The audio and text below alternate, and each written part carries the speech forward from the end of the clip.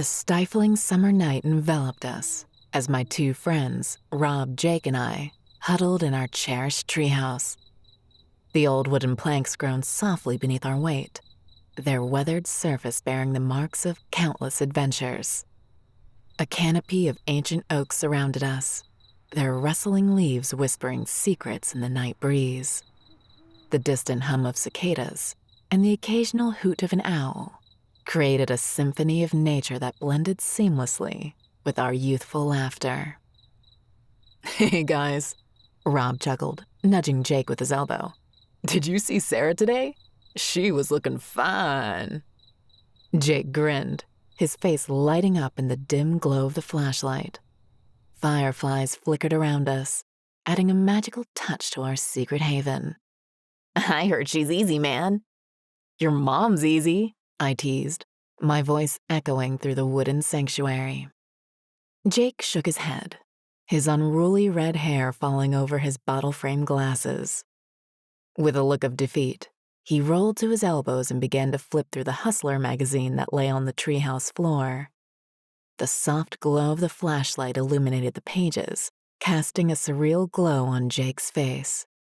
He was the school's resident nerdy kid, an expert in all things Dungeons and Dragons, and often bored us with passionate Marvel versus DC character debates. "Hey, how come Jimmy didn't come over tonight?" Rob said, his mouth full of chips. Rob was my closest friend and frequently spent his nights at my house.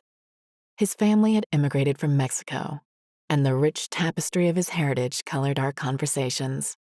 I also had a crush on his older sister, Maria, which he resented and teased me about, adding a touch of playful rivalry to our friendship. "He went to the Outer Banks with his dad. I think his grandfather died and left them a house or something," I said, leaning against the treehouse wall. The soft glow of the moon filtered through the leaves, casting intricate patterns on the floor. "I bet he's loaded now. Just think of all the poo-tang he'll get with a beach house," Jake chimed in, his voice filled with mischievous excitement. "Dude, Jimmy's gay," I said, rolling my eyes at Jake's comment. "Well, think of all the wieners he'll get then," Jake retorted, eliciting a round of laughter from us. The night had been a whirlwind of VHS horror movies, pizza, and thought-provoking conversations, primarily centered around boobs. The treehouse, adorned with posters from our favorite bands and movies, felt like a time capsule of our shared experiences. I glanced at my wrist, my digital watch reading 11:59 p.m. Time held no real value in our little sanctuary. Tomorrow would consist of sleeping in, Nerf gun battles, more horror movies, and another sleepover. I took a deep breath, inhaling the scent of pine and adventure that surrounded us. Summer was truly awesome, and our treehouse was the epicenter of our endless escapades. However, our peaceful night was shattered when an unsettling, guttural voice came from below. "Hello, boys. Mind coming down from that treehouse?" We exchanged bewildered glances as we stood at the treehouse window, aiming our flashlights downward toward the voice. A figure emanated from the shadows, his features obscured by the dark, but the putrid stench of decay clung to the air. Who's there?" I stammered. The figure advanced, triggering a motion light in my backyard, bathing it in an eerie illumination. In the dim glow, a tall, emaciated man with pallid, molded skin stood silhouetted, his body covered in a yellowish, putrid slime that glistened under the feeble light. He moved with an unnatural, jerky motion, every step sending ripples across his slimy, decrepit flesh. Each squishy footfall echoed with an unsettling, wet noise. Reacting to the ominous intrusion, Jake rushed to the hole in the treehouse floor, swiftly retrieving the rope ladder that dangled below, our hearts pounding as we exchanged alarmed glances. Looking up to us, the man smiled, revealing rows of rotting teeth. His voice, chilling and malevolent, cut through the night air. Hello, boys!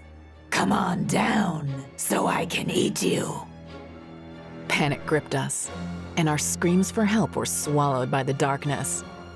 The rotted man only cackled, a grotesque sound that sent shivers down our spines. He then revealed a horrifying secret. His chest opened like gills on a fish, exposing bone and sinew beneath the mottled skin, a sight that left us horrified and helpless. You're wasting your breath, the rotted man rasped, a sinister grin stretching across his face. Whole towns are being devoured as we speak. His bony finger pointed into the abyss, and to our horror, we realized he was right. Other figures, equally decomposed and grotesque, lurched into view, their distorted forms stumbling and groaning in the moonlit backyard. Our thoughts instantly went to my parents inside. Yep, them too, Tommy. The rotted man smiled, revealing a mouthful of rotting, jagged teeth. My heart sank at this revelation, my anger rising as I yelled down to the rotted man, desperate for a glimmer of hope. "You're lying!" The rotted man feigned injury with a step back, a sinister chuckle punctuating the gruesome scene. Oh no, I would never lie to you, Tommy. Your parents were nice and juicy. The best part is there's some leftovers between the couch cushions. The rotted man let out a phlegm-laden laugh. With trembling voices, we asked, "Whoa, what do you want from us?" The rotted man chuckled again, his voice a chilling rasp. I want you three. You're my dinner. But you get to wait. I enjoy watching you squirm. Then, with a grotesque grin, he walked over to my neighbor's backyard, disappearing into the night. "Maybe he's leaving?" Jake said. Rob, his face half shrouded in the flickering glow of the flashlight, spoke with a hint of unease. "Or maybe he's just waiting in the dark for us to come down." My cheeks were wet, tears glistening in the uncertain light, as I frantically peered through the back window of my house. I yearned for any sign that my parents were safe, locked securely inside. Then, the motion light clicked off, plunging us back into the obscurity, crickets chirping resonating with the nocturnal stillness. Rob's voice broke through the tension, the words barely above a whisper. "Tommy, don't listen to him. We don't know anything. He could be lying to get us to come down." Jake, his own voice trembling, added a note of skepticism. "This whole thing could be an illusion or something. I mean, think about it. If the whole town was being eaten, wouldn't we hear screams and explosions?" I joined in, my voice wavering with fear. "If that's the case, what is he?" Hushed whispers filled the treehouse as we grappled with the unfathomable situation. Jake offered a chilling possibility. "Maybe he's like a lich or something." Rob, raising his voice a notch, questioned, "What's a lich?" Jake thought for a second and then shared with a shiver. "It's like a powerful wizard that becomes undead to cheat death. They can also create zombies and stuff to do their bidding." The dim night was momentarily shattered as the motion light clicked back on, revealing the rotted man in a macabre tableau. He dragged a trampoline into view, his grotesque appearance in stark contrast to the serene backdrop of the suburban night. Rob, his fear palpable, recoiled. "Shit!" The treehouse seemed to tremble as the rotted man wrestled the trampoline into position, its rusty springs creaking and groaning in agony. The night air grew heavy with the putrid stench of decay as he scaled the tree with a malevolent determination, the rusted frame scraping against the tree's bark. Each heartbeat reverberated with dread as the rotted man leaped from the trampoline, landing perilously close to our refuge. Our collective terror heightened the vulnerability of our already rickety structure, which seemed increasingly fragile and inadequate. The rotting man continued to jump, his skeletal limbs flailing with an unnatural, relentless pursuit, the growing stench of decay permeating the air. His maniacal laughter echoed like a chilling symphony of malevolence, filling the night. I'll eat you up, boys, piece by piece. You can't stay up there forever. He taunted, his words laced with a sinister hunger. We clung to the treehouse, our sanctuary in a world overrun by grotesque and monstrous forces. The night felt interminable, each of the rotted man's leaps and taunts intensifying our terror. I'm going to suck the marrow from your bones, boys! He bellowed as he took another daring leap, dangerously close to our treehouse entrance. Suddenly, a second decaying figure approached the trampoline, smaller and equally horrifying, its face a ghastly, skinless void. It wore tattered jeans and a coat soaked in dried blood.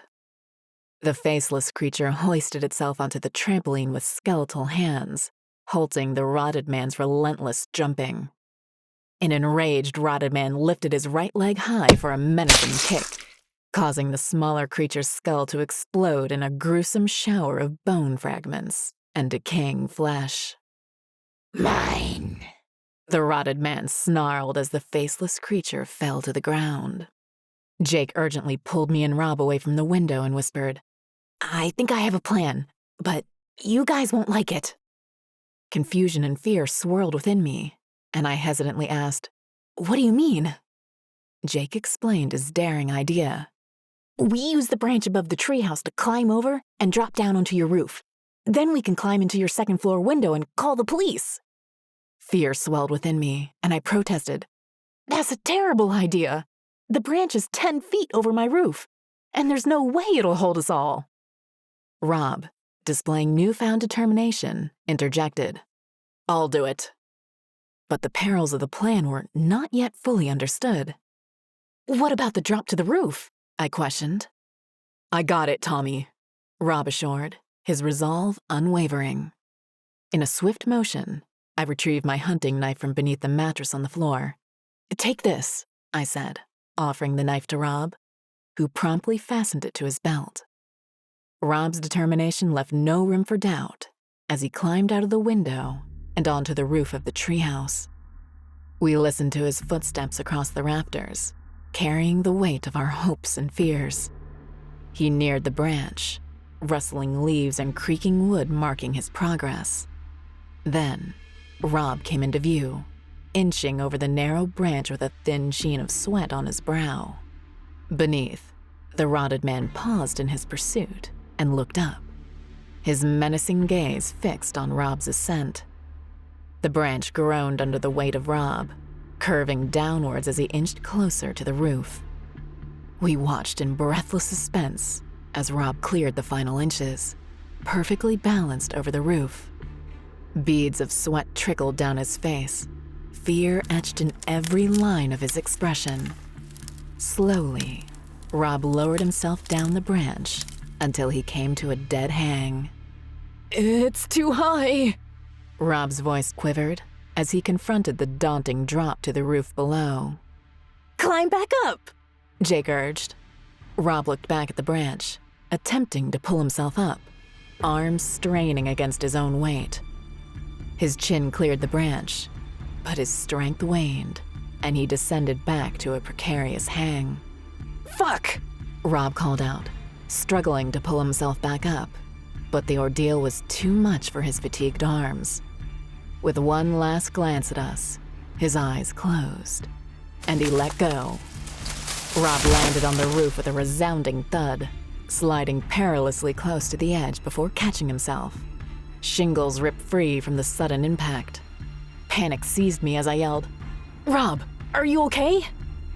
Rob lay on the roof for a moment, catching his breath, then responded, "I think I've skinned my hands and knees." Relief flooded over me as Rob regained his footing. Can you make it to the window?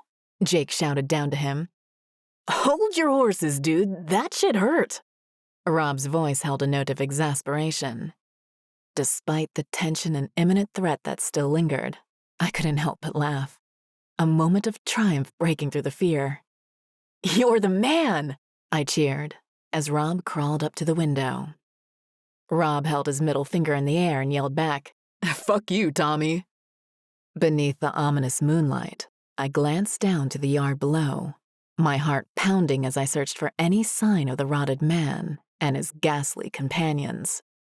Their silhouettes had vanished into the darkness, leaving a chilling emptiness in their wake. Rob, his face drained of color, flung the window screen to the ground, unleashing a metallic clang that echoed in the silence. He pivoted back to the window, just as mottled skeletal arms burst forth, grasping him with a vice-like grip. A terrified scream erupted from Rob's lips as the potent arms pulled him relentlessly against the window frame. My voice quivered, tears streaming down my face as I cried out to Rob, "Rob, get out of there!" Helplessness clawed at me, intensifying my emotions. Rob, defiant and resolute, braced himself against the unyielding force, one hand reaching for the hunting knife fastened to his belt. The rotted man, his eyes gleaming with malevolence, emerged from the window, their faces inches apart. In a sickening turn of events, the rotted man bit into Rob's cheek with a perverse, gleeful smile, prompting Rob to thrash wildly. A crimson gush of bright blood sprayed from Rob's face as the rotted man tore away, ripping muscle and flesh in his frenzied hunger. I crumpled to my knees, heart-wrenching sobs convulsing my body as I heard Rob's agonizing cries emanating from the bedroom. The torment and helplessness of the situation were unbearable, and tears blurred my vision. The realization that our options were dwindling crept upon us, intensifying the gravity of our predicament. Jake, his freckled face etched with remorse, grasped my arm and urged us into action. "We've got to go. Now!" Frozen in a cocoon of fear and grief, I pushed Jake's arm away and rolled onto my side. The images of Rob's gruesome end replayed mercilessly in my mind, trapping me in a vortex of anguish. Resigned to his fate, Jake retreated to the treehouse entrance and flung the rope ladder to the ground. His somber gaze met mine once more, and his freckled face wore the burden of responsibility. "I'm sorry, Tommy. It's our only chance to escape. I promise, I'll bring back help." As Jake descended into the darkness, I was seized by an overpowering sense of shame. My heart hammered with a mix of emotions, each one fueling my inner turmoil. The terror of being left alone in the encroaching darkness gripped me, but I couldn't bring myself to leave the sanctuary of the treehouse. Minutes passed, and the echo of Jake's descent into the unknown filled my ears. Overcoming my fear, I crawled to the treehouse entrance, where Jake had disappeared into the blackness, and carefully pulled the rope ladder back into the treehouse. I found solace in the familiarity of the treehouse's confines, the wooden planks holding within their grain the memories of countless adventures. The sounds of crickets and the gentle summer breeze embraced me, their whispered lullaby soothing my troubled mind. My breathing grew steady. A semblance of calm gradually restored my sense of self. Relief washed over me as the horrors of that night seemed to lose their grip in the wake of my dreams. I slipped into a vivid reverie, a sanctuary of happy memories, where the weight of our current ordeal momentarily lifted. Then, as the dream receded, I was awakened by the gentle chirping of birds. I rolled over to my side, feeling the comforting light of the morning on my face. The need to relieve myself pressed against me, urging me into action. Rubbing my eyes, I rose from the mattress and moved to the treehouse window. I yawned and stretched, the lingering traces of the nightmare fading in the dawn's light. My eyes closed momentarily, basking in the sun's warmth, the sweet scent of honeysuckle and gardenia permeating the air. But the tranquility of the moment was shattered by a voice from below, a voice I'd hoped to never hear again. Good morning, sleepyhead. Thought you would never wake up. My breath hitched, and I abruptly opened my eyes, peering down into the yard below. The rotted man sat in a folding chair, a grotesque semblance of normalcy, as he bathed in the early morning sun. His face was smeared with dried, clotted blood, and his swollen belly were a stark reminder of the horrors that had unfolded. To his left sat Jake, his countenance drained of life. The frames of his broken glasses embedded deep into his eye sockets. Jake's left arm, a tangle of exposed muscle and bone, testified to the brutality of our night. To the rotted man's right, a gruesome sight awaited, as Rob sat with a hunting knife protruding from his chest. Half of Rob's face had been devoured, revealing the skeletal remains beneath, his left eye a vacant hollow. Rob and Jake stared up at me with vacant, soulless eyes, the intensity of their gaze cutting through my very being. Come on down, Tommy. Rob's voice was a haunting whisper, a tooth falling from his mutilated mouth. Yeah, Tommy, come down, Jake said as he shifted in his chair, prompting a vile, brown fluid to ooze from his nose. The rotted man leaned forward, picking his teeth with Jake's pinky finger. Hey, champ. Things can go on just like they always have. You can have your friends and family back. I just need you to come down. Fear caused me to recoil from the treehouse window, escaping the ghastly view below. Backing against the cool wall of the treehouse, I closed my eyes to the reality of the terror outside. He's not lying.